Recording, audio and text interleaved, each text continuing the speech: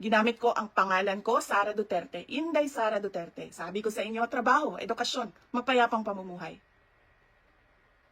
Pero, anong nangyari? Binastos ang budget, ang Department of Education. Hindi ko na kailangan magbigay ng ebidensya. Nakikita nyo sa General Appropriations Act, simula sa NEP, papunta sa GAB, papunta sa BICAM, papunta sa batas. Nakikita natin yon. Dapat hinihingi natin na matino ang mga namumuno sa atin. Sinabi nila, ako daw ay krung-krung. Ako daw ay baliw. Ako daw ay wala sa tamang pag-iisip. Ano bang sabi ko sa inyong lahat? Psychological test, kahit ano yan, neuropsychiatric test, kahit anong pang test yan. Gagawin ko yan. Dagdagan ko pa ng drug test.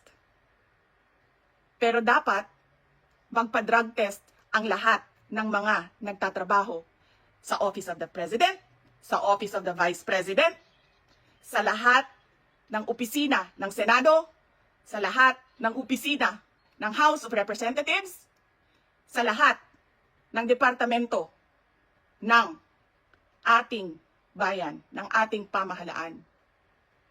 'Di ba? Ano pang test ang gusto niyong idagdag ko? Wala na kayong mapuna sa akin. Pinagtatakpan ninyo ang mga kakulangan ng pamahalaan. Ako ang ginagawa ninyong punching bag para hindi napapansin, nakikita, naririnig ng mga tao ang kalokohan, ang korupsyon, at ang katiwalian na ginagawa sa gobyerno. Magpa-drug test tayong lahat sa harap ng taong bayan. Dalawa lang yan, mga kababayan. Ibigay namin ang mga pangako namin sa inyo noong nangangampanya kami. At papakita namin sa inyo na matino kami. Magpapadrug test kaming lahat.